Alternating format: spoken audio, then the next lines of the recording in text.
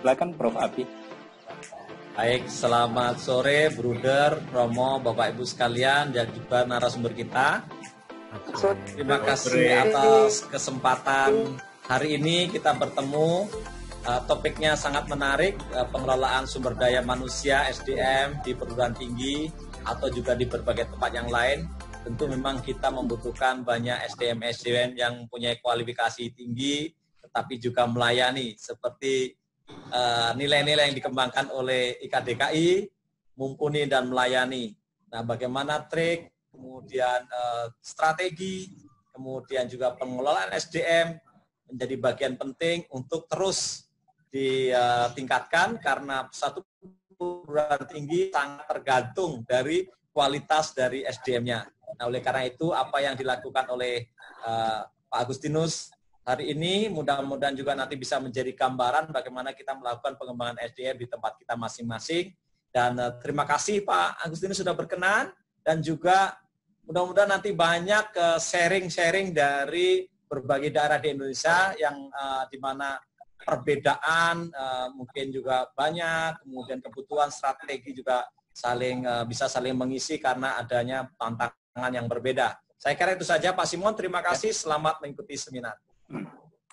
Ya, terima kasih Prof. Abi untuk pengantar yang singkat dan sangat baik untuk mengantar kita dalam sesi kita pada hari ini.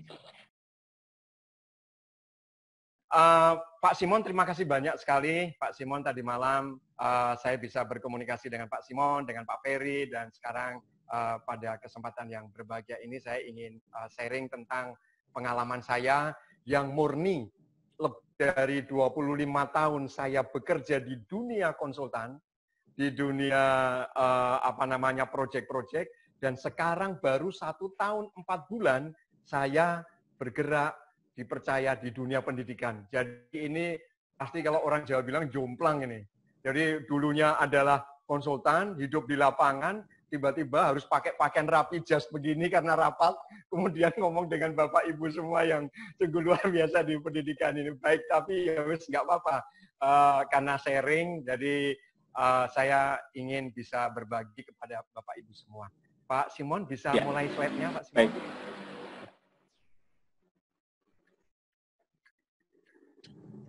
Jadi Bapak Ibu, hobi saya itu renang Bapak Ibu. Saya dulu perenang kolam, tapi kemudian karena renang kolam saya sudah tidak kuat, akhirnya saya renang di perairan terbuka. Nah, di renang perairan terbuka, itu laut yang tidak ada arah. Tapi sekarang saya berenang di dunia pendidikan. Nah, ini yang saya mencoba untuk menggabungkan antara renang perairan terbuka yang nggak ada arah, dengan renang di pendidikan yang ada tridharmanya nih. Ini bening-bening sedap ini. Oke, baik. Nah, Bapak Ibu, inilah yang ingin saya bahwa proses belajar di perguruan tinggi, Bapak Ibu kita semua ketahui bahwa di awal tahun perkuliahan atau menjelang tahun perkuliahan kita mendapatkan banyak adik ini mengikuti proses dan lain sebagainya sehingga bisa masuk di perguruan tinggi. Nah, di perguruan tinggi tentunya kita perlu mengedepankan makna proses atau proses memaknai belajar itu sendiri. Bapak Ibu pasti sudah lebih paham daripada saya di mana itu ada learning to know, learning to do, learning to be hingga learning to live together. Tetapi Bapak Ibu saya ingin meminjam terminologi yang dulu pada waktu masih SMA saya ini, tapi kalau salah itu harus push up, kalau salah ya harus berani mengakui kesalahan. Nah, inilah proses memaknai untuk bagaimana menjadi orang. Nah, dulu saya di SMA De Brito, dulu saya dididik oleh Romo-Romo Yesuit, Romo-Romo Belanda, bagaimana sih memaknai proses untuk menjadi orang itu. Untuk bisa menjadi man for others. Bukan karena pinternya, bukan karena gantengnya, tapi hidup ini bisa bermakna. Nah, ketika hidup di dunia perguruan tinggi pun, bagaimana kita bisa memberikan yang terbaik untuk adik-adik mahasiswa kita, supaya mereka bisa memaknai 4 pembelajaran ini. Nah, tentunya Bapak Ibu dari proses ini akhirnya adik-adik mahasiswa ini lulus. Lulus ini mereka ada yang melanjutkan ke dunia kerja atau melanjutkan ke perkuliahan, tapi juga bisa saja mereka mempunyai jiwa wirausaha.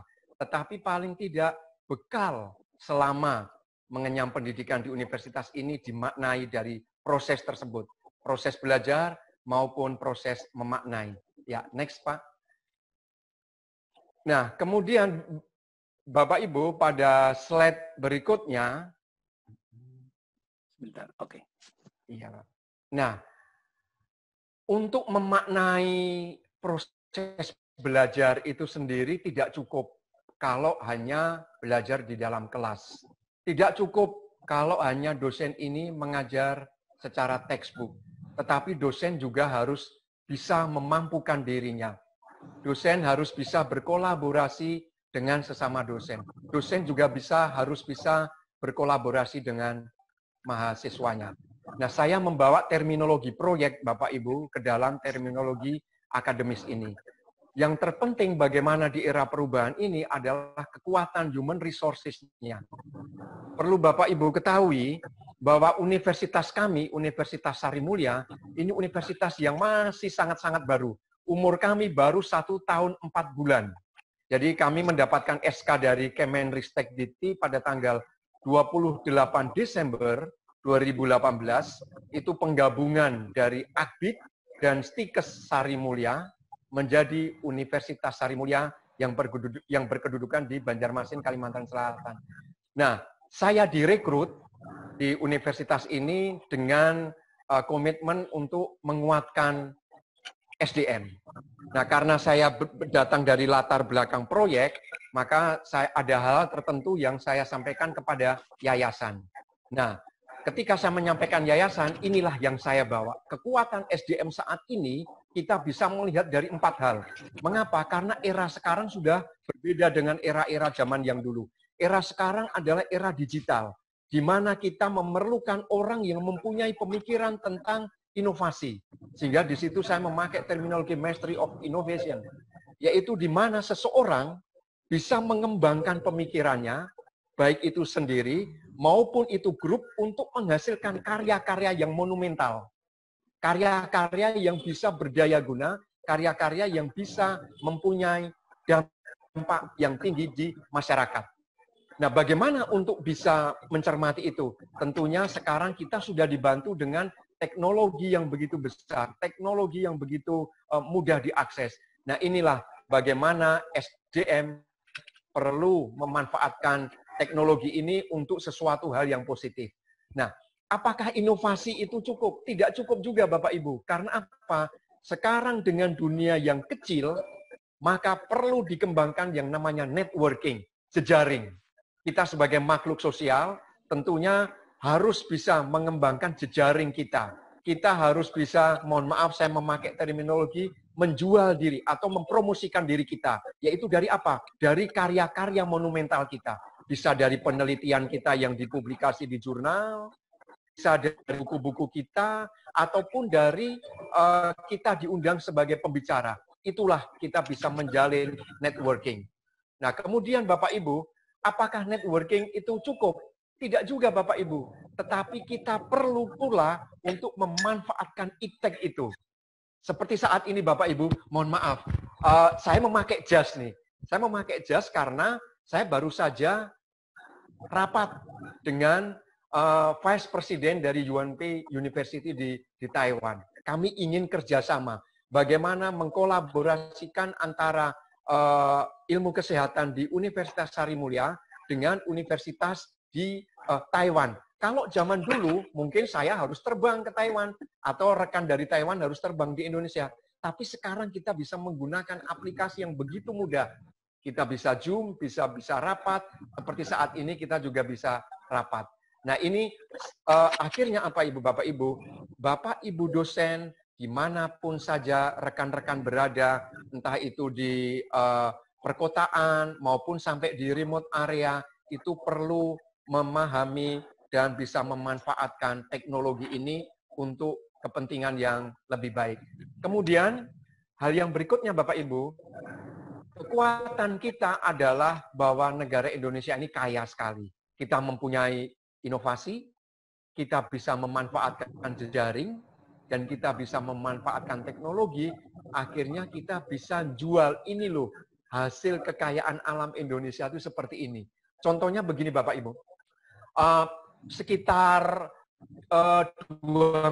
dua bulan yang lalu, ketika kita mulai PSBB, saya mencermati bahwa di Kalimantan Selatan ini ada tanaman yang mempunyai zat besi yang tinggi, ferum yang tinggi. Orang di sini menyebut dengan kelakai. Nah, ternyata kelakai ini setelah diekstrak dan sedemikian rupa dijadikan biskuit, ternyata kadar Fe-nya juga masih tinggi. Nah, daripada kita minum hemaviton ataupun kita minum neurobion atau apa dan sebagainya, kita bisa memanfaatkan sumber daya alam yang ada untuk kita optimalkan menjadi teknologi yang tepat guna dan mempunyai daya jual. Ya, next Pak Simon.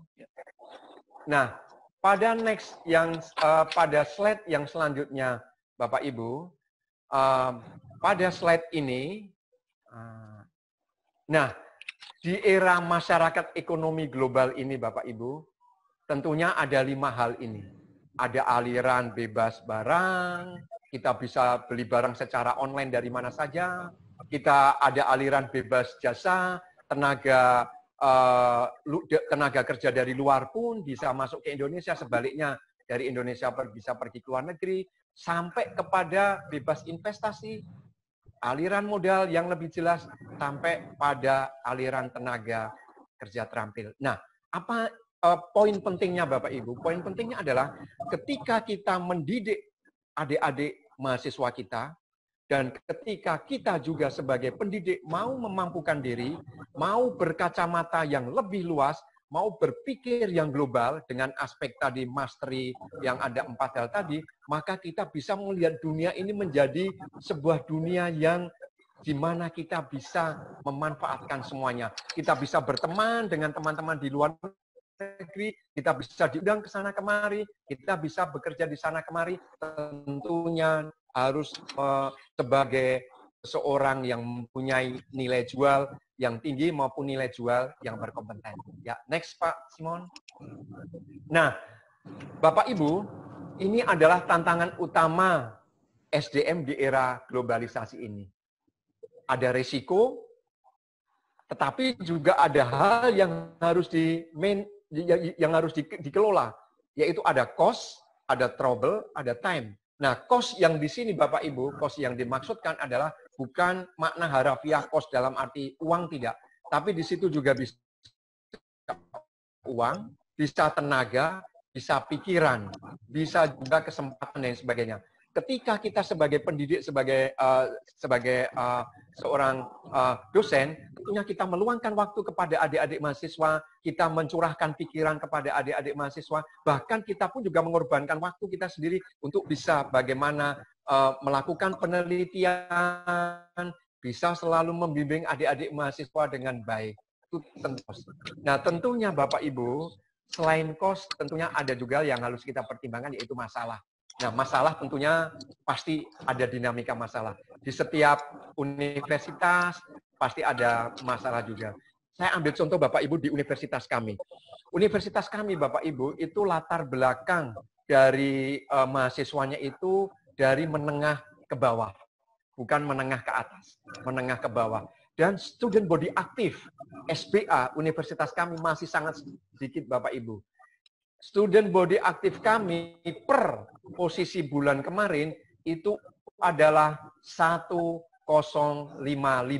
Baru 1055. Baru 1055 mahasiswa, student body aktif. Nah, tentunya ini ada masalah yang banyak. Di mana adik-adik mahasiswa karena kondisi ini belum bisa membayar uang kuliah, di mana kondisi ini akhirnya orang tua tidak harus bekerja dan tidak bisa membayar kuliah, dan sebagainya. Dan inilah yang harus dikelola. Seperti halnya sebagai pendidik, kita pun juga demikian. Kita yang harus melakukan penelitian, mengambil data, akhirnya tidak bisa mengambil data. Dan ini yang harus kita kelola. Dan yang berikutnya adalah tentang waktu. Bagaimana kita mencurahkan waktu bagaimana kita mencurahkan energi kita supaya bisa seimbang dengan risiko yang kita kelola. Saya ambil contoh Bapak Ibu di universitas kami. Bapak Ibu, seperti yang saya sampaikan, strata ekonomi mahasiswa kami adalah menengah ke bawah. Adik-adik mahasiswa kami, Bapak Ibu, sudah pulang kampung. Ada yang bisa dijangkau secara mobil, ada yang harus naik sampan, ada pula yang harus naik ojek dan lain sebagainya. Tapi untungnya puji Tuhan, sinyal sudah bisa didapat. Nah, akhirnya apa Bapak Ibu? Untuk mengelola risiko supaya perkuliahan tetap berjalan, kami akhirnya menganggarkan sebesar hampir 400 juta, mulai dari bulan Mei, Juni, dan Juli, untuk bekerja sama dengan Telkomsel. Yaitu apa? Kami bagi kuota kepada adik-adik mahasiswa per bulan engkau dapat 25 GB, sehingga engkau bisa kuliah. Nah, inilah yang risiko yang kami kelola. Sehingga apa? Adik-adik tetap bisa mendapatkan perkuliahan, karena memang sekarang era global, jadi adik-adik mahasiswa kami bisa memanfaatkan teknologi, dan dosen kami pun kami juga fasilitasi dengan kuota, sehingga di era global ini pembelajaran bisa berjalan lancar di masa pandemi ini. Ya, next Pak Simon.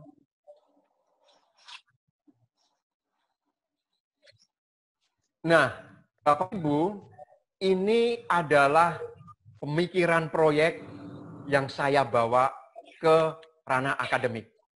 Fondasi yang kuat dari SDM itu setidaknya terdiri dari 3 hal.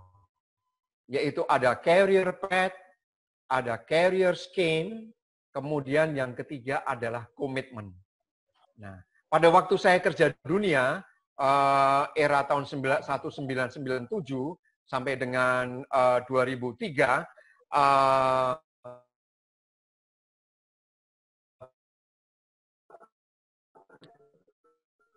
ini ke ranah pendidikan, yaitu di universitas kami. Career path, apa sih career path? Career path yang dalam makna saya adalah bahwa universitas harus mempunyai roadmap pengembangan SDM. Bagaimana dosen-dosen muda kami yang masih fresh graduate, baru lulus, karena kemampuan kami rekrut, karena kebutuhan kami rekrut. Tetapi bagaimana kami membantu supaya adik-adik dosen muda ini bisa mendapatkan melalui proses NIDN. Nah, setelah NIDN, mereka dapatkan ada tahapan-tahapannya. Entah itu jabatan fungsional atau apalah gitu, sehingga mereka karirnya itu jelas. Nah, sehingga apa? Dengan roadmap yang jelas, maka dosen-dosen muda di universitas kami itu akhirnya tahu, oh saya masuk ke Universitas Sarimulya, jalur karir saya itu seperti ini toh. Jalur karir yang harus saya lewati itu ternyata harus seperti ini. Nah, ini adalah dalam rangka untuk menyemangati, memotivasi mereka, dan meminimalisasi gap. Nah, jangan sampai nanti akhirnya yang asisten ahli sudah lama, wah kok asisten ahli terus ini, kok nggak ada karir yang jelas nih. Nah, kita cermati itu dengan career path. Kemudian yang pertama adalah career scheme. Nah, Bapak Ibu, pada era globalisasi ini pasti tidak mungkin universitas ini hidup sendiri. Pasti universitas perlu berkolaborasi untuk bisa membantu SDM. Contoh di Universitas Sarimulya, kami bekerja sama dengan beberapa universitas di Manila, di St. Paul University. Kemudian kami juga bekerja sama dengan The Hong Kong University. Kami bekerja sama dengan 4 universitas yang ada di Taiwan. Nah, dari kolaborasi ini akhirnya dosen-dosen kami tahu, oh ternyata kalau harus melanjutkan S3 itu di luar negeri harus ada seperti ini. Oh ternyata kalau melanjutkan di Taiwan itu ternyata harus ada minimum requirement, itu harus bisa bahasa Mandarin. Oh ternyata kalau saya melanjutkan ke Jepang, itu ternyata minimal itu harus bisa bahasa Jepang dengan kualifikasi N5 atau N4. Nah ini, jadi kolaborasi-kolaborasi inilah yang kami minta dari universitas-universitas yang kami ajak kerjasama, Saya bilang, engkau punya skema pembiayaan macam mana ini? Teman, engkau punya skema untuk penelitian bagaimana nih? Nah, inilah kami buat dalam sebuah MOU. Jadi MOU yang kami buat, ruang lingkupnya kami buat rigid semua. Sehingga ketika kami menginformasikan SDM kami, akhirnya teman-teman dosen tahu, oh ternyata sekolah itu tidak harus biaya sendiri. Ternyata ada beasiswa, ternyata ada dukungan dari yayasan, dan lain sebagainya. Nah, kemudian yang berikutnya, Bapak Ibu, adalah komitmen. Nah, komitmen Bapak Ibu, di sini tentu membuat universitas kami, Bapak Ibu, itu kami ada kontrak kerja dan juga adanya fakta integritas. Kami ingin bahwa dosen kami itu mempunyai komitmen yang tinggi untuk masuk di Universitas Sari Mulia. Ketika kami menginterview, saya tanya kepada dosen, engkau masuk di universitas ini karena engkau tidak mendapatkan pekerjaan, sehingga engkau mau jadi dosen? Ataukah engkau memang masuk ke universitas ini karena passionmu sebagai pendidik? Nah, pertanyaan berikutnya, engkau masuk universitas kami, universitas swasta ini hanya sebagai batu loncatan karena engkau mau menjadi PNS, ataukah memang passionmu untuk masuk sebagai pendidik di Universitas Sari Mulia? Kalau seandainya mereka mengatakan, Pak, saya hanya ingin mengisi waktu lowong, maka mohon maaf, engkau keluar dari ruangan ini selesai. Atau Pak, Ibu, mohon maaf, saya menunggu untuk besok bisa mengisi waktu untuk bisa tes CPNS. Nah, itu maka selesai sampai di situ. Karena apa? Dosen yang kami rekrut di Universitas Sari Mulia harus mempunyai komitmen bahwa your passion adalah sebagai pendidik.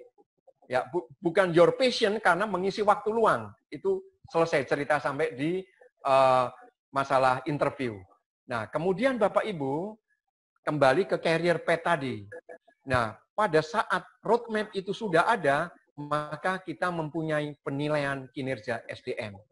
Nah, penilaian kinerja dosen itu ya mulai dari dosen ada performance appraisal dari mahasiswa, kemudian dosen sendiri itu di assess oleh ketua jurusan berjenjang kepada dekan dan lain sebagainya.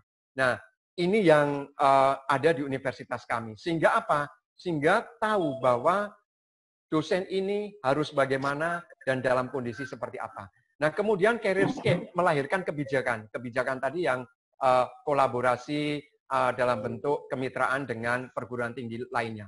Nah, komitmen inilah yang akhirnya menimbulkan pola relasi yang bagus. Nah, pola relasi itu ada di pola komunikasi dan pola koordinasi. Nah, dari penilaian kinerja SDM, kemudian dari penyediaan kerjasama dengan lembaga-lembaga terkait, dan juga dengan pola relasi ini, akhirnya dosen-dosen ini mempunyai ide. Oh, kalau gitu saya mau begini. Kalau gitu saya punya ide penelitian begini. Kalau gitu saya mempunyai inovasi begini. Nah, inilah yang kami di rektorat itu rangkum menjadi satu. Nah, perlu Bapak Ibu ketahui sedikit sharing bahwa posisi wakil rektor di Universitas Sari Mulia itu adalah kolektif kolegial. Jadi ada WR1 itu bidang akademik, WR2 itu bidang keuangan, dan WR3 itu bidang SDM. Kami keputusannya adalah kolektif kolegial. Saya wakil rektor 3 tidak bisa serta-merta mengeluarkan kebijakan kalau seandainya wakil rektor 1 dan wakil rektor 2 tidak setuju. Nah, itu pun kami konsultasikan kepada rektor kami. Nah, dari hasilnya ide-ide, dari hasilnya hal yang jelas ini, akhirnya kami mencoba, Bapak Ibu, di umur yang masih sangat muda ini, kami berusaha berjalan sinergis. Kami mempunyai 3 fakultas, Bapak Ibu, ada fakultas kesehatan, ada fakultas humaniora, dan fakultas saintek, dan ini kami berusaha untuk bersinergi membangun SDM yang kuat. Ya, next, Pak Simon.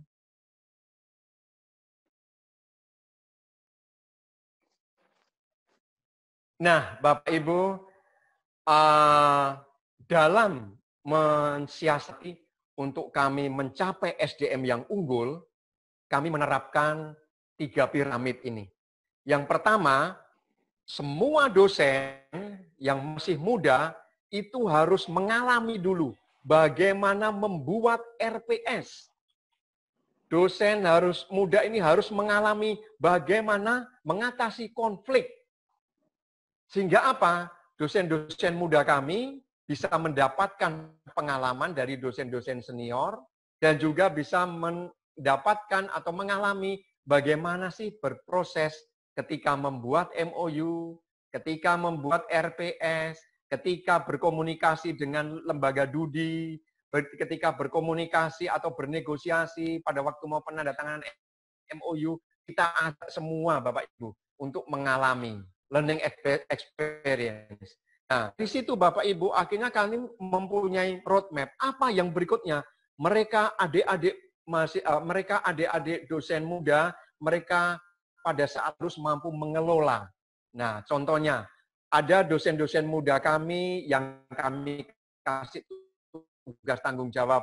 Engkau harus punya jadi PIC di kegiatan basket. Engkau harus bisa menjadi PIC anak muda. Engkau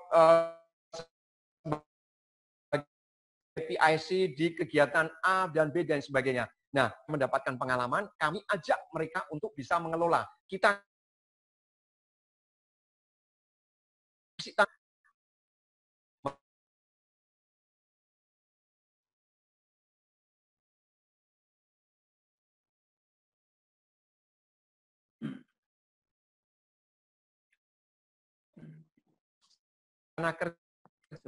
kerja dan mereka mempresentasikan naik ke posisi. Oke, Pak. Apakah? Oke, Pak. Nah, dari proses mengalami, kemudian mereka diberi kesempatan untuk mengelola, dan akhirnya pada saatnya nanti mereka bisa menjadi leader atau bisa menjadi pemimpin pada waktunya dengan adanya integritas yang tinggi. Ya, next Pak Simon. Nah, Bapak Ibu, ini mendekati slide terakhir. Bapak Ibu, kita bisa melihat gambar yang ada di atas itu. Kita mempunyai jembatan atau kita mempunyai jalan yang tadinya bisa bersambung dari A mau menuju ke B, misalnya seperti itu. Tetapi karena pandemi COVID ini, akhirnya jalan itu terputus, tetapi kita tetap harus bekerja sama. Bekerja sama untuk saling bahu-membahu, seperti semut itu, dari tujuan yang satu bisa tujuan yang kedua secara bersama-sama. Nah, kami Bapak Ibu, di selama work from home, yang kami mulai dari tanggal 23 Maret, jadi Bapak Ibu kami mulai work from home itu tanggal 23 Maret, dan akan berakhir di tanggal 12 Juni. Jadi ini sungguh keputusan yang cukup krusial sekali kami harus buat Bapak Ibu. Walaupun Kalimantan Selatan saat ini masih dalam kategori yang harus diperhatikan, tetapi kami berani mengambil keputusan tanggal 12 Juni dosen-dosen kami harus masuk karena kami harus menyiapkan akreditasi perguruan tinggi kami. Karena aturannya adalah maksimal 2 tahun. Nah, 2018 berarti 2020 ini kami berusaha di bulan Juli, kami sudah bisa mengupload dokumen kami secara online. Sehingga Juni itu harus masuk di tanggal 13. Nah, Bapak Ibu, selama work from home atau study from home, kami membentuk teamwork.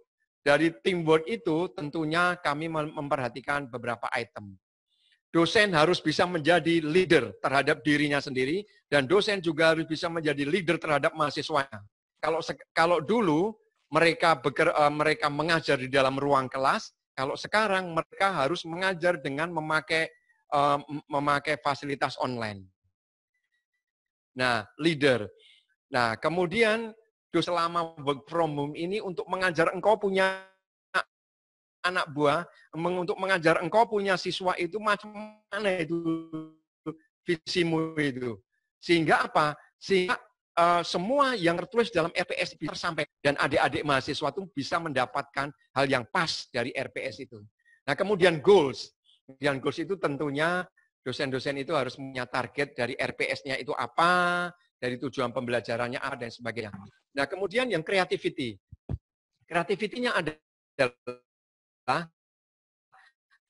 kalau sekarang hanya belajar textbook, itu pasti bahwa dia nampak bajunya, tapi hanya titip absen dan lain sebagainya. Nah, ini bagaimana dosen harus mempunyai kreativitas untuk menciptakan proses belajar yang tetap menyenangkan, yaitu kami dengan membuat case-based learning atau project-based learning yang pada slide terakhir akan saya informasikan. Nah, kemudian yang berikutnya adalah diversity, yaitu kemampuan mengelola dan bertindak tegas. Nah, dosen-dosen harus bisa mengelola semua adik-adik mahasiswanya, dan mahasiswa yang diberi tugas pun bisa mengelola timnya, sehingga apa yang menjadi tugas belajarnya pun bisa terselesaikan tepat pada waktunya, bisa terselesaikan sesuai dengan harapan dosen, dan bisa terselesaikan sesuai dengan tujuan harapan. Nah, kemudian yang berikutnya ada yang terakhir adalah collaboration. Bapak Ibu, ada satu kekuatan di Universitas Sari Mulia adalah kolaborasi. Karena begini Bapak Ibu, pada saat proyek-proyek saya di lapangan, kebetulan saya lulusan ITB. Jadi ketika saya menangani proyek sipil di beberapa tempat, kalau saya mengambil lulusan sipil saja, tapi kok kacamata pandangnya kok sipil terus gitu. Jadi pola komunikasinya terkadang kaku. Pola interaksinya yo kaku. Diajak ngomong ekonomi, ya pasti tidak nyantol. Diajak ngomong ini, kita berada di daerah ini, jadi bagaimana nih supaya proyek sipil kita bisa berjalan? Nggak ngerti. Nah, akhirnya dari ini, kami menciptakan Bapak Ibu di universitas kami, yaitu program unggulan kami, selama saya 1 tahun 4 bulan di sini, yaitu Integrated Community Development, ICD. ICD adalah program unggulan kami. Integrated Community Development dengan figurannya adalah IPE, IPC, Interprofessional Education dan Interprofessional Collaboration. Nah, IPE, IPC ini saya meminjam terminologi dari kedokteran. Bagaimana seorang perawat harus bisa membantu dokter, seorang perawat harus bisa berkomunikasi dan sebagainya. Tapi ini saya kembangkan lebih jauh lagi, bagaimana orang hukum, adik-adik yang kuliah di hukum, engkau bisa harus ngomong tentang hukum aspek ekonomi. Orang ekonomi, engkau harus bisa juga paling tidak, mohon maaf bukan harus, tetapi paling tidak punya kacamata pandang dari perspektif prodi-prodi yang lain. Ya, next Pak Ferry, Pak Simon. Nah, ini yang terakhir Bapak Ibu. Ini contoh fundamental stabilisasi di UniSM. UniSM adalah Universitas Sari Mulia. Kebijakan kampus Bapak Ibu, seperti tadi yang saya kemukakan, keputusan wakil rektor adalah kolektif kolegial. Kemudian juga dari wakil rektor memberikan pertimbangan kepada rektor kami. Bapak Ibu perlu saya sampaikan, rektor kami adalah Bapak Dr. Sudarto, beliau Dr. Objin yang pertama di Kalimantan Selatan. Dan beliau juga pemilik Rumah Sakit Sari Mulia dan juga Universitas Sari Mulia ini. Beliau sekarang usia sudah 84 tahun, tetapi passion beliau Bapak Ibu sungguh luar biasa. Jadi kami tetap memberikan pertimbangan kepada Bapak dalam mengambilkan keputusan. Kemudian tim wakil rektor, baik itu wakil rektor 1, 2, 3, mempunyai kesempatan yang sama untuk membangun kemitraan. Nah, dari kinerja dosen Bapak Ibu, kinerja dosen Bapak Ibu, kami menerapkan setiap bulan nah, rapat terpadu ini adalah dalam rangka untuk mengetahui progres di fakultas, tiap fakultas macam mana. Kami ingin mengetahui ada masalah apa di tiap fakultas, sehingga kita bisa selesaikan pada rapat terpadu itu. Mengapa Bapak Ibu kami mengambil langkah itu? Karena kami masih universitas baru. Jadi kami masih harus mendorong, memampukan dekan-dekan muda kami yang baru menduduki posisi tersebut. Nah, kemudian seperti tadi, kami juga ingin mendorong adik-adik dosen muda kami mempunyai NIDN, ada evaluasi kerja. Nah, sekarang yang terakhir nih Bapak Ibu, kinerja dosen ini, kami ukur Bapak Ibu salah satunya dari kewajiban dosen atau kewajiban tenaga kependidikan untuk membawa 1 orang minimal 1 mahasiswa baru. Karena apa Bapak Ibu? Karena saya sudah menerapkan bahwa di dalam diri setiap kami yang ada di Universitas Sari Mulia adalah seorang marketing. Bagaimana engkau bisa masuk kerja di sini, engkau kerja di sini, tapi paling tidak engkau juga punya hati, punya nurani untuk engkau membawa satu mahasiswa baru, minimal satu mahasiswa baru di tahun ajaran baru. Nah, ini yang kami terapkan. Karena kalau kami tidak memakai strategi ini, kami pasti akan kalah dengan universitas-universitas pada umumnya maupun universitas negeri. Nah, kemudian tentang keuangan, Bapak Ibu. Tentang keuangan kami transparan sekali, Bapak Ibu. Jadi dalam rapat-rapat terpadu kami menginformasikan kondisi keuangan dan sebagainya. Nah, ini yang selalu kami informasikan baik itu di tiap bulan maupun di tiap rapat triwulan. Nah, kemudian marketing seperti tadi Bapak Ibu, kami memiliki lembaga marketing yang baru. Yang selama saya ada di sini saya membentuk lembaga marketing dan tujuannya adalah untuk bagaimana membantu teman-teman dosen ini supaya bisa membawa satu orang minimal satu mahasiswa dan juga mempromosikan universitas kami termasuk membangun web kami. Nah, kemudian inovasi Bapak Ibu. Salah satu keunggulan Universitas Sari Mulia tadi adalah program yang namanya Integrated Community Development. Yaitu apa? Kami ingin bahwa Universitas Sari Mulia yang latar belakangnya adalah lembaga yang bergerak di bidang kesehatan, karena dulunya adalah Akbid Sari Mulia dan Stikes Sari Mulia, tetap menjaga, tetap mengayomi, tetap mengembangkan wilayah binaan kami. Jadi kami memiliki desa binaan, kami memiliki wilayah binaan, dan itu kami kembangkan. Jadi seperti desa KKN, kami memiliki desa KKN. Nah, di situ digeruduk Bapak Ibu. Jadi ada orang, misalnya gini, ada masalah kasus MCK atau kasus stunting. Nah, kasus stunting ini mari orang ekonomi juga bisa berkontribusi, orang hukum juga bisa berkontribusi, orang manajemen bisa berkontribusi, dan teman-teman dari prodi lainnya. Nah, Bapak Ibu silakan saya buka untuk pertanyaan dari Bapak dan Ibu terkait dengan apa yang telah disampaikan tadi. Saya langsung mulai dengan pertanyaan yang masuk ke ruang chatting. Nanti Bapak Ibu silakan juga bertanya selanjutnya. Ini Pak Agus kalau buka ruang chatting itu dari Ibu Reta, Ibu Margareta. Dia katakan ada info bahwa Kaltim cukup banyak masyarakat yang kena COVID. Nah, apakah dari Unisem itu ada strategi dari sisi SDM-nya untuk bisa menjaga sehingga imun masyarakat tetap terjaga, tapi juga terkait juga dengan dekatnya akreditasi dari universitas. Silakan Pak. Baik, terima kasih Pak Simon. Ibu Rita, terima kasih banyak Ibu Rita, pertanyaannya super sekali Bu. Ini mengingatkan saya pada waktu di Laos dan Vietnam beberapa bulan yang lalu.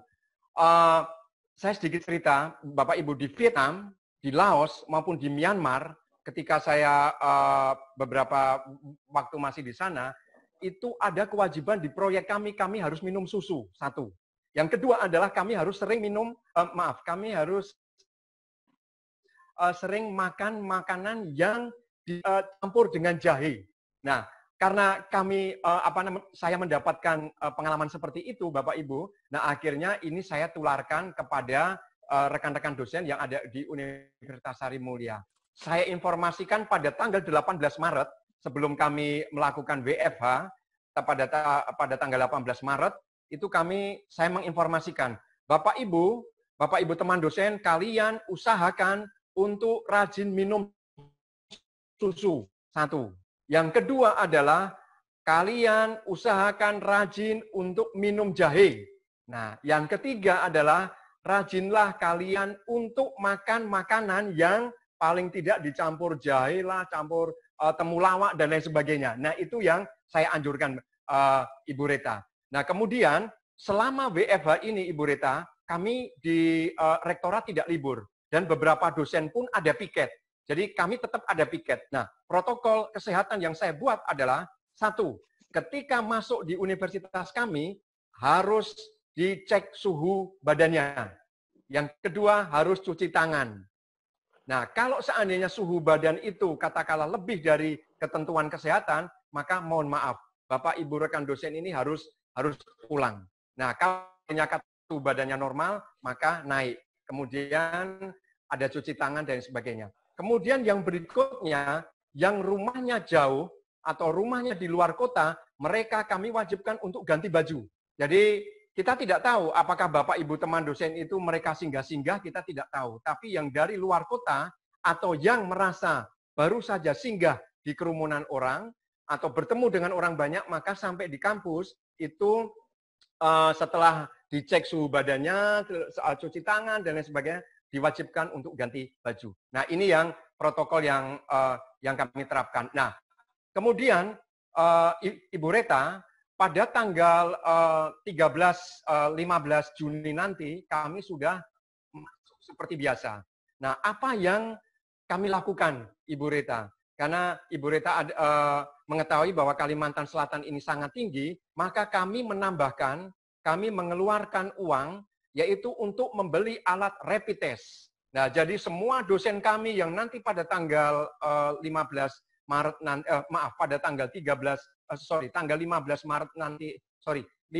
Juni nanti masuk, maka yang bersangkutan akan dilakukan rapid test. Nah, hasil rapid testnya akan dianalisa oleh teman-teman kami di klinik Sari Mulia. Nah, pertanyaan berikutnya yang tentang Ibu Margareta tentang menjelang dekatnya akreditasi Uni SM. Betul sekali, Ibu. Sekarang ini ketika work from home, dosen-dosen kami tetap bekerja di bawah kendalinya dekan untuk menyelesaikan dokumen-dokumen 9 kriteria berdasarkan ketentuan yang baru untuk menyelesaikan dokumen tersebut.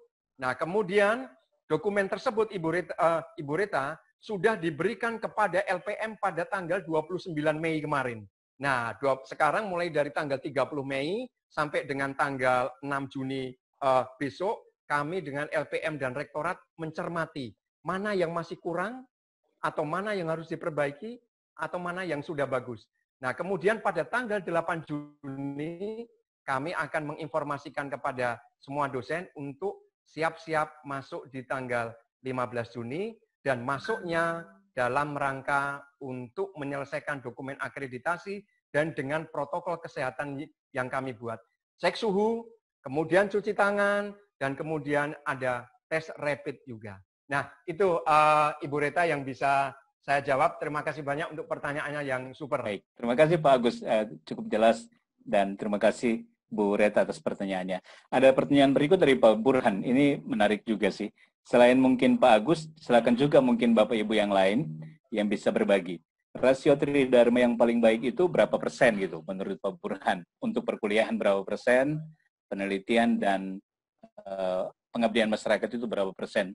Apakah rasio ini sama untuk dosen atau dosen yang punya jabatan fungsional? Silakan Pak Agus. Oke, baik. Pak Simon, terima kasih banyak. Pak Burhan, terima kasih banyak sekali untuk pertanyaannya yang luar biasa nih Pak Burhan. Terus terang Pak Burhan, kalau bicara rasio tentang akademik, saya nggak paham Pak Burhan. Karena ini wilayahnya Wakil Rektor 1. Tapi saya mencoba untuk yang kondisi saat ini nih. Kondisi saat di mana kami work from home dan studi from home. Ada pengajaran, ada penelitian, dan ada pengabdian masyarakat. Rasio yang kami besarkan saat ini Pak Burhan adalah penelitian dan pengabdian masyarakat. Jadi ada jenjangnya. Ada penelitian, ada pengabdian masyarakat, dan juga ada pengajaran. Tentunya ini berjalan simultan. Contohnya begini Pak Burhan. Untuk pengabdian masyarakat, kami fasilitasi dosen kami, yaitu dengan membeli Zoom, CloudX atau apalah gitu, sebesar 2.350.000, bisa dipakai untuk selama 1 bulan. Silahkan dekan dengan dosen-dosennya yang mau membuat webinar nasional, monggo.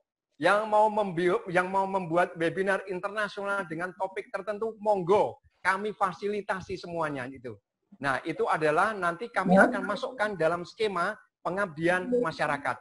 Tentunya Pak Burhan, ketika Bapak Ibu dosen yang akan membuat acara tersebut harus memasukkan proposal kepada kami, kemudian mempresentasikan kepada kami dampaknya yang mau didapat itu apa. Nah, kemudian dari proses panjang ini akhirnya kami membuat persetujuan dan nanti wakil rektor 1 akan membantu untuk ini masuk ke skema pengabdian masyarakat. Nah, tentang penelitian, Bapak Ibu, kami juga mendorong Bapak Ibu dosen kami untuk melakukan penelitian. Mungkin tidak bisa mengambil data primer, tidak bisa, tapi paling tidak dengan data sekunder. Atau membuat penelitian dengan menulis karya ilmiah dengan ide-ide dan sebagainya, dengan referensi-referensi yang banyak, analisa dari berbagai sumber, akhirnya bisa membuat sebuah paper sintesa misalnya. Dikirimlah ke jurnal-jurnal, kami juga fasilitasi. Nah, khusus untuk yang terakhir yaitu pengajaran, bukan berarti kami menurunkan derajatnya, tidak sama sekali. Yaitu tetap kami mengedepankan pembelajaran, tapi pembelajaran yang berbasis case, yang pembelajaran yang berbasis kasus. Adik-adik mahasiswa, engkau pun di daerahmu, engkau punya kasus macam mana ini? Coba engkau buat grup sendiri, ayo buat kolaborasi antar program studi. Kira-kira demikian Pak Burhan, terima kasih pertanyaannya yang jos nih. Oke, terima kasih Pak Agus. Ini makin sore atau jelang malam nih banyak pertanyaan juga nih. Nanti teman-teman lain silakan menyiapkan pertanyaannya. Sebelum masuk ke pertanyaan ketiga, saya informasikan kepada Bapak Ibu, kalau nanti ada yang mau bertanya secara langsung, lebih baik mulai dari sekarang bisa chatting. Jadi sebentar urutannya ikuti chatting ya. Jadi bertanya mau langsung, silakan chatting, saya mau bertanya gitu. Nanti saya akan kasih kesempatan untuk bertanya. Baik, Pak Agus, ini ternyata Pak Marsianus Servesi itu punya pertanyaan yang sangat bagus. Mantap, karena tadi Pak Agus cerita kalau selama studi from home itu mahasiswa diberi budget khusus untuk beli pulsa data ya, kuota data. Kurang lebih 300 juta atau 400 juta tadi, itu luar biasa ya. Nah, pertanyaannya itu seperti ini, apakah latar belakang ekonomi mahasiswa itu berpengaruh juga dalam pengelolaan keuangan perguruan tinggi? Tadi Pak Agus bilang kan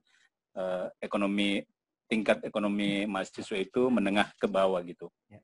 Lalu jika ya, bagaimana sih universitas bisa memiliki strategi yang baik untuk mengatasi persoalan ini ya? Silakan Pak. Baik, Pak Simon, terima kasih banyak. Pak Marsianus Reresi, terima kasih banyak Pak Marsianus. Pertanyaannya ini sangat luar biasa dan mengingatkan saya dulu pada waktu di Jogja.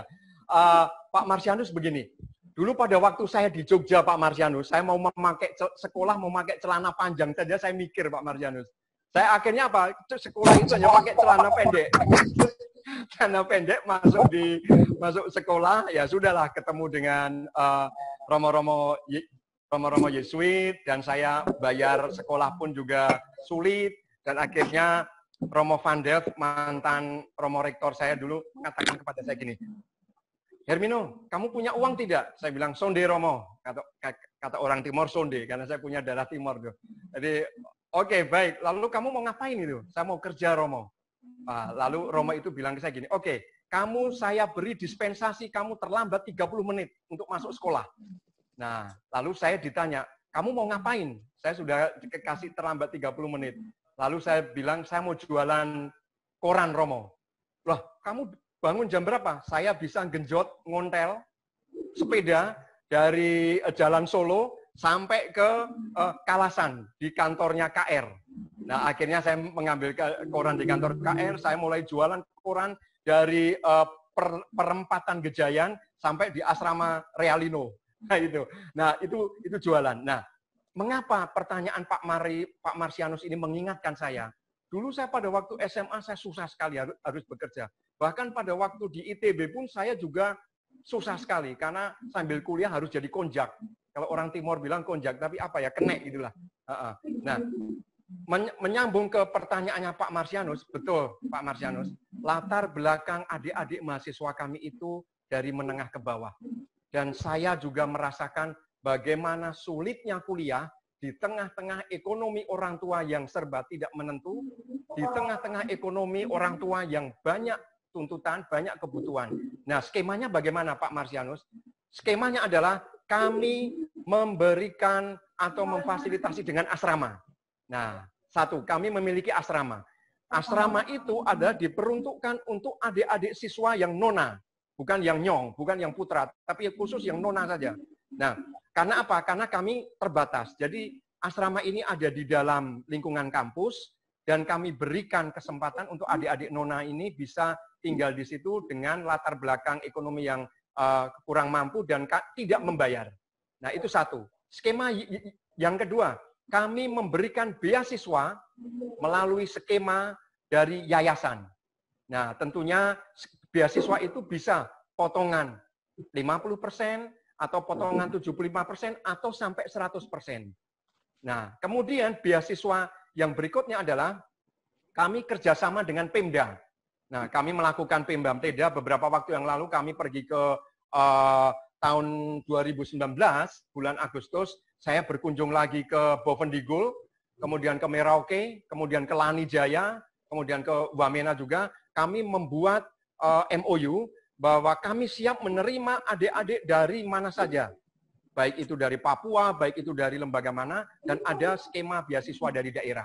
Nah, yang berikutnya adalah skema beasiswa dari sektor Dudi, di mana bisa memberikan beasiswa, termasuk dari Universitas Mitra Kerjasama kami. Begitu, Pak Marsianus, terima kasih banyak pertanyaan yang super mengingatkan saya untuk nostalgia. Baik, Pak Agus. Tadi saya salah nyebut nama sebenarnya, harusnya Pak Hermino ya. Iya, Pak. Oke. Pak Simon sedikit berkelakar, Pak Simon. Hermino itu ternyata her itu air, mino, mina itu ikan. Jadi memang saya senang berenang. Hanya juga jawab. Baik, terima kasih Pak Hermino untuk jawaban yang sangat baik. Nah, kita lanjut lagi untuk pertanyaan dari Pak Sunardi. Bisa dibacakan, mengapa porsi pengabdian masyarakat itu lebih besar, padahal sesuai aturan dari PAK, sebenarnya kan lebih menekankan soal pendidikan, pengajaran, dan penelitian. Nah, apakah sudah dipikirkan jangan sampai ini berpengaruh ke urusan kepangkatan dari dosen yang bersangkutan? Kemudian dari websitenya, beliau belum melihat adanya jurnal ilmiah dari UNISEM. Kalau bisa, silakan sharing. Silakan Pak. Oke, baik. Pak Sunardi, terima kasih banyak lagi pertanyaannya, luar biasa Pak Sunardi. Jadi Bapak untuk yang jurnal, kami memang sudah memiliki Bapak, namanya adalah Jurnal Dinamika Kesehatan, Kebidanan, dan Keperawatan. Dan puji Tuhan, Pak Simon, Bapak, Ibu, Bruder, Romo, para suster, dan para sahabat semuanya, per minggu yang lalu, kami dari Sinta 5 sudah naik ke Sinta 4. Nah, itu. Jadi kami tidak berharap banyak dan jurnal kami sudah ada, Jurnal Dinamika Kesehatan Universitas Sari Mulia, masih untuk kebidanan dan keperawatan. Jadi kami masuk Sinta 4 dan juga perpustakaan kami, Bapak Ibu semua, beberapa waktu yang lalu kami divisitasi juga oleh dari tim pusat, perpustakaan pusat, dan puji Tuhan juga kami mendapatkan akreditasi B untuk perpustakaan kami. Nah, itu sedikit intermezzo. Nah, kalau kepada substansi pertanyaannya Pak Sunardi, betul Bapak, memang harusnya pendidikan ini. Tapi karena memang di masa BFH ini dan studi from home ini, kami mengedepankan pengabdian masyarakat. Karena apa Pak Simon dan teman-teman? Kami ingin inovasi-inovasi di dalam pikiran dosen-dosen kami itu macam mana isinya. Kalian itu punya gagasan di dalam kepala kalian itu macam mana supaya bisa diberikan bukan hanya kepada mahasiswamu tapi juga bisa diberikan kepada masyarakat luas. Sehingga apa? Kami memberikan ruang yang luas untuk membuat webinar nasional dengan tema-tema tertentu di mana itu pembicaranya adalah para dosen-dosen kami. Nah, tentunya diimbangi pula oleh para pembicara yang senior. Nah, dari skema tersebut, Pak Sunardi, kemudian ini akan dibantu oleh Wakil Rektor 1, bidang akademik, dan juga dibantu oleh Ketua LPPM, supaya apa? Supaya bisa ini menjadi produk Abdi Mas. Nah, supaya ini bisa juga menjadi bisa untuk jenjang karirnya teman-teman dosen itu. Tetapi sekali lagi Pak Sunardi, karena saya tidak paham sekali dengan posisi porsi-porsi akademik, jadi saya hanya, mohon maaf, hanya bisa menjawab tentang mengapa pengabdian masyarakat itu akhirnya kami nomor satukan, tapi dengan tidak mengurangi makna dari dua dharma lainnya. Dan itu juga kami memerlukan komunikasi yang intens antar wakil rektor dan juga dengan Lembaga Layanan Pendidikan Tinggi Wilayah 11 juga. Demikian Pak Sunardi, matur nuwun. Ya, baik Pak Hermino, terima kasih atas penjelasannya. Juga kepada Pak Sunardi untuk pertanyaannya yang bagus. Nah, ini lanjut lagi nih dari Pak Hendrikus Raba. Cukup menarik juga nih pertanyaannya. Untuk apa tadi dijelaskan tentang leadership bagi seorang dosen. Apakah ini hanya kalau terkait dengan karir dosen, apakah dalam hal mengurus Javung dosen sendiri atau mungkin di Unisem itu ada lembaga khusus atau unit khusus yang mengurusi soal kepangkatan dosen gitu. Silakan, Pak. Oke, baik Pak Hendrikus Raba, terima kasih banyak untuk pertanyaannya yang luar biasa Pak Hendrik. Jadi Pak Hendrik, kami memiliki lembaga khusus. Lembaga khusus yang membantu mulai mengurus NIDN, mulai juga mengurus jabatan fungsional dan sebagainya. Tetapi bukan berarti lalu dosen yang bersangkutan lalu tutup mata, tutup telinga, tidak. Dari roadmap yang saya paparkan tadi, itu akhirnya dosen yang bersangkutan kalau mau mengurus NIDN itu, oh harus begini, dokumen-dokumennya yang harus dilengkapi seperti ini, oh caranya seperti ini, sehingga sebetulnya teman-teman di administrasi itu hanya memediasi saja, tetapi semua usaha itu harus datang dialami langsung oleh dosen tersebut gitu. Kira-kira begitu Pak Hendrik. Baik, terima kasih Pak. Sama-sama. Ya, terima kasih Pak Hermino untuk penjelasannya.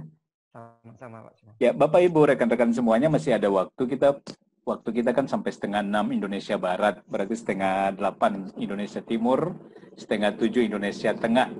Nah, mungkin sambil mengisi waktu untuk bertanya, saya berikan kesempatan deh dari tiap-tiap daerah, ada perwakilan dari Indonesia Timur, Kota Ambon, Tual, Maluku Tenggara kah?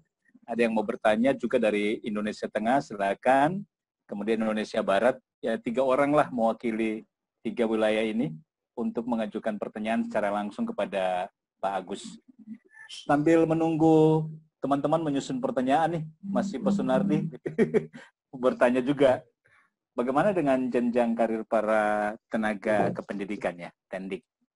Oke, baik. Pak Sunardi, terima kasih banyak sekali Pak Sunardi. Kami di Sari Mulia itu ada terminologi yaitu pengelola. Pengelola itu dibagi menjadi 2, yaitu ada tenaga pendidik, yaitu dosen, dan tenaga kependidikan. Nah, tenaga kependidikan kami, Pak Sunardi, itu rata-rata masih S1. Nah, tentunya dari roadmap yang kami berikan kepada paparan kepada para tenaga pendidik maupun tenaga kependidikan, kami juga memaparkan roadmap untuk tenaga kependidikan. Contohnya begini, ada kepala bagian keuangan kami, itu beliau masih S1, tetapi sebetulnya beliau mempunyai potensi kognitif yang sungguh luar biasa sekali. Jadi kami juga memberi kesempatan beliau untuknya ada 2, bisa melanjutkan studi sesuai dengan bidang keilmuannya atau latar belakang pekerjaannya, atau mengikuti kursus-kursus Pak. Kami memberikan kesempatan Bapak, tentunya sesuai dengan kapasitas kemampuan lembaga kami. Tentunya juga sesuai dengan kemampuan keuangan kami. Jadi bisa melalui kursus dan juga bisa melalui lanjutan sekolah. Kira-kira begitu, Pak Hendrik. Oke, Pak Hendrik sudah cukup jelas. Pak Sunardi ya. Pak Sunardi ya. Baik, terima kasih Pak Hermino dan juga Pak Sunardi. Terima kasih banyak. Sami-sami. Kita lanjut, ada pertanyaan dari Pak Gunawan.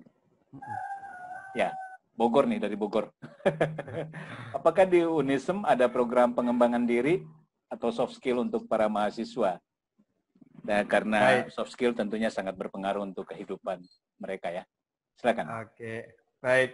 Pak Gunawan, terima kasih banyak Pak Gunawan dari Bogor. Pak Gunawan mengingatkan saya dulu pada waktu di ITB, saya sering main bola di Sempur Kaler, Pak. Waktu itu ya bernostalgia, saya ingin mencari nona dari IPB main di Sempur Kaler. Oke, baik. Pak Gunawan begini, kami memang sangat concern sekali dengan soft skill, Pak Gunawan.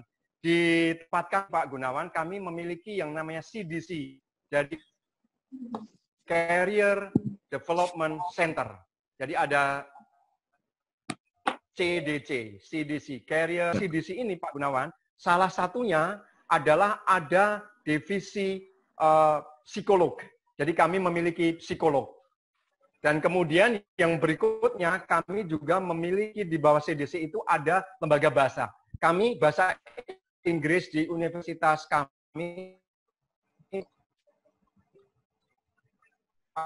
Pak Gunawan, itu bahasa Bapak Ibu atau adik-adik mahasiswa dengan bahasa Inggris yang terbatas, monggo. Yang penting pokoknya antem kromo berani ngomong bahasa Inggris. Baik itu bahasa Inggrisnya campur antara bahasa Inggris Jawa seperti saya, bahasa Inggrisnya Jawa medok, sok bahasa Inggris, nah itu ya nggak apa-apa gitu. Nah kemudian juga kami juga memiliki 3 lagi, yaitu bahasa pilihan, yaitu bahasa Jepang, bahasa Arab, dan bahasa Mandarin. Nah, ini masuk di dalam CDC, Career Development Center. Dan itu kami menggodok untuk soft skill-nya. Bagaimana cara bertata krama, bagaimana cara memasuki dunia usaha, bagaimana cara membangun pola relasi, bagaimana menyelesaikan masalah antara adik mahasiswa dengan mahasiswa sesamanya, maupun dengan orang tuanya. Dan itu, Pak Gunawan, report dari semua informasi yang di dalam CDC, itu akan diinformasikan kepada ketua jurusan dan kepada dekan. Sehingga apa? Dekan dan jurusan mengetahui adik-adik mahasiswanya bagaimana kondisinya. Apakah ada yang berpotensi untuk keluar? Apakah ada yang berpotensi untuk pindah jurusan misalnya? Ataukah berpotensi ini anak ini semangat sekali sehingga lembaga perlu memberikan sesuatu. Nah, kami ada, Pak Gunawan. Terima kasih, Pak Gunawan. Ya, pasti. Baik. Terima kasih juga Pak Hermino untuk jawabannya. Bapak Ibu, rekan-rekan, kita masih punya waktu sekitar 15 menit untuk bertanya secara langsung kepada Pak Hermino. Atau juga kalau ada yang mau sharing, silakan untuk berbagi tentang topik bagaimana mengelola SDM di kampus kita atau di perguruan tinggi. Silakan Bapak Ibu, kalau ada yang mau bertanya secara langsung silakan. Sambil menunggu Bapak Ibu yang mau bertanya, ada pertanyaan dari Pak Ferdinand Renyut di Ambon, Kota Ambon ya.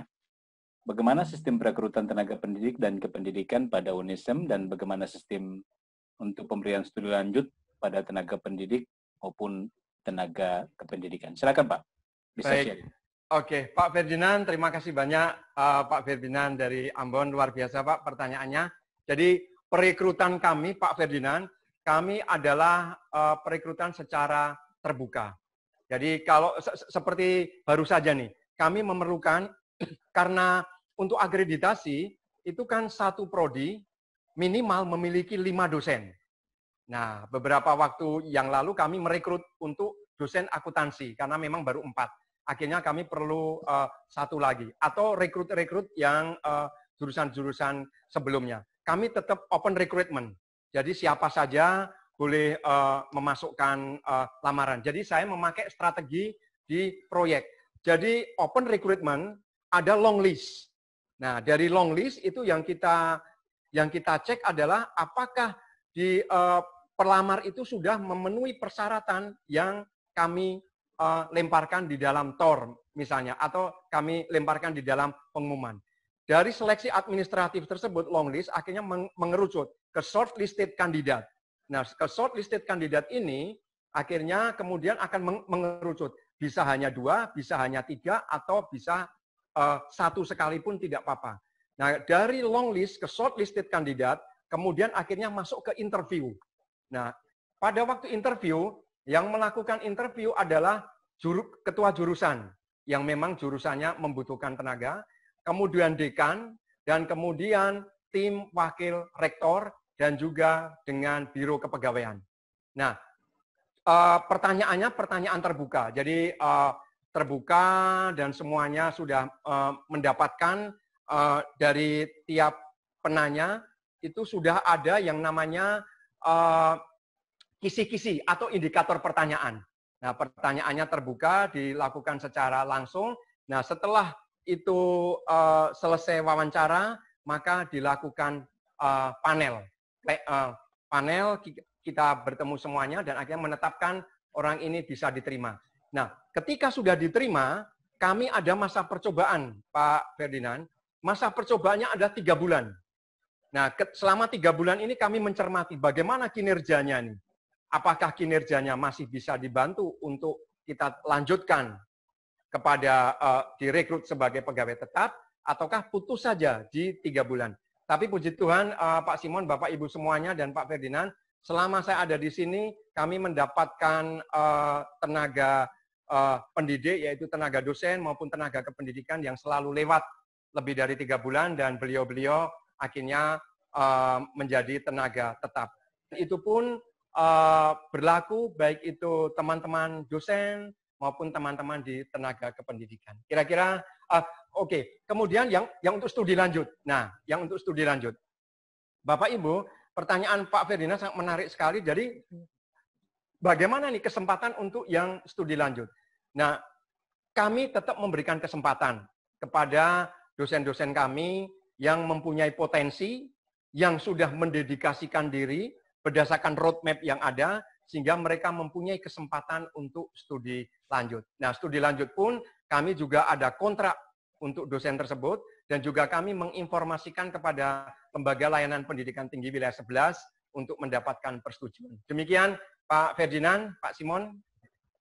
Iya, nah itu terima kasih banyak Pak Hermino.